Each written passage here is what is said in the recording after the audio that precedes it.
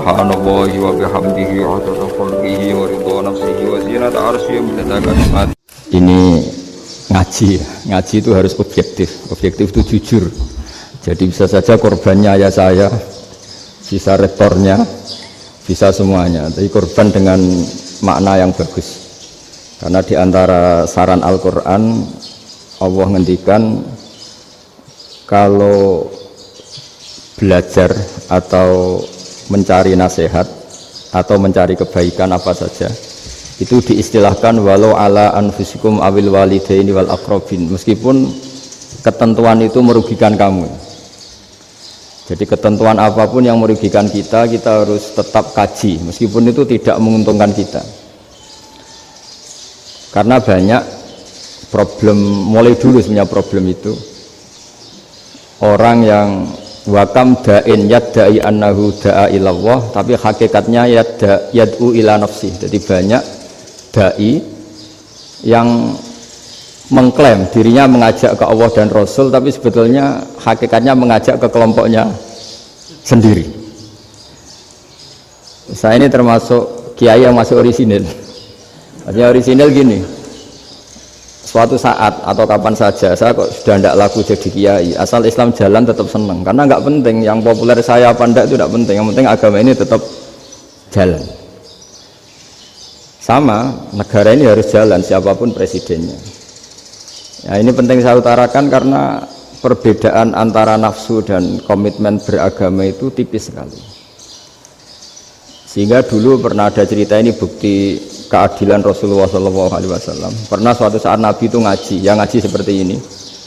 Terus ada pemuda dengan cueknya ngelewati masjid yang sedang dipakai Nabi ngaji. Singkat cerita semuanya ngomel ya, bergumam. Celaka betul pemuda itu, ada Nabi ngaji kok tidak ikut ya. Tapi Nabi secara besar hati ngendikan, ini ada di beberapa kitab di Fadhailul Kasbi, keutamaan kerja. Kata Nabi, pemuda itu mau mencangkul di lahannya. Jika dia mencari nafkah untuk keluarganya, untuk kebaikannya, maka itu bagian dari ajaranku. Jadi Nabi berbesar hati bahwa kerja seperti itu bagian dari ajarannya. Jadi tidak harus datang ke majelis ngaji. Dan bisa saja yang sedang hadir itu ya orang yang hindari istrinya minta belanja, dari ngaji terus benar dituntut belanja kan gitu. Mungkin anak-anak UMM yang kesini daripada tengok-tengok yang Malang bosen jalan-jalan ke Rembang gitu. Nah, jadi nggak mesti benar juga niatnya gitu. Jadi ya sama itu. Jadi kalau di dunia kiai yang masih orisinil itu nafsu itu benar-benar dilatih. Maka masyhur dalam cerita ada orang perang sama Ali radhiyallahu anhu. Ketika perang ini sangat semangat, tapi ketika orang itu meludahi dan Sayyidina Ali ini tersinggung karena diludahi, Sayyidina Ali langsung angkat tangan, sudah perangnya nggak usah diteruskan karena saya marah sama kamu sekarang demi nafsu karena kamu meludahi saya, padahal saya tadi motifnya demi Allah dan Rasul. Jadi sangat tipis bedanya kita emosi karena diri kita dan emosi karena Allah dan Rasul. Sehingga ketika diludahin ini terus beliau mikir, jangan-jangan perang saya karena saya diludahi. Nah, yang hilang dari peradaban modern adalah Allah itu tidak begitu hadir di hati kita. Saya sering cerita di mana-mana, teks hadis itu sebenarnya berbunyi gini, ini hadis sahih.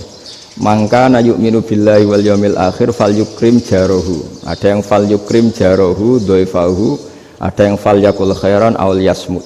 Siapa yang iman dengan Allah dan Rasul maka harus memuliakan tetangganya, memuliakan tamunya. Dulu itu ada seorang ulama dipanggil anak muda, dibully terus sekarang. Wahai kiai, datang ke rumah saya. Datang kiai itu. Setelah sampai ke rumah orang itu, silakan kiai kembali ke rumahnya, saya tidak butuh kiai. Kiai itu dengan riang kembali. Setelah di rumah dipanggil lagi, Pak Yai silakan datang ke rumah saya. Datang lagi, ya senyum-senyum kiainya santai. Wah nggak jadi butuh Pak Yai, silahkan kembali lagi. Sampai 3 kali. Oh itu kalau rektor digitukan marah itu, dosen marah. Kiainya santai, santai senyum-senyum rileks. Ketika ditanya, kenapa Pak Yai tidak tersinggung? Jawabannya unik. anak muda, saya ini senang sekali nuruti perintah Allah, disuruh menghormati tetangga, sehingga ketika Anda manggil ya saya datang, ketika Anda nyuruh pulang ya saya pulang, saya senang sekali nyenangkan tonggo, dan itu perintah Allah, jadi tidak ada hubungannya dengan kamu. Wah, pemudanya nangis minta dimaafin. Kalau kita kan enggak, kita ini dosen, kiai, mungkin kita doktor, mungkin kita profesor, tapi kita ini sering didikte oleh orang bodoh. Kalau orang bodoh itu jengkel, lo kita ya jengkel. Lo kamu jengkel, dijengkelkan orang bodoh itu namanya terdikte. Itu bodoh apa pinter? Wah, itu tidak pinter sama sekali. Kalau betul-betul kamu pinter, hanya bisa didikte oleh Allah Subhanahu wa Ta'ala.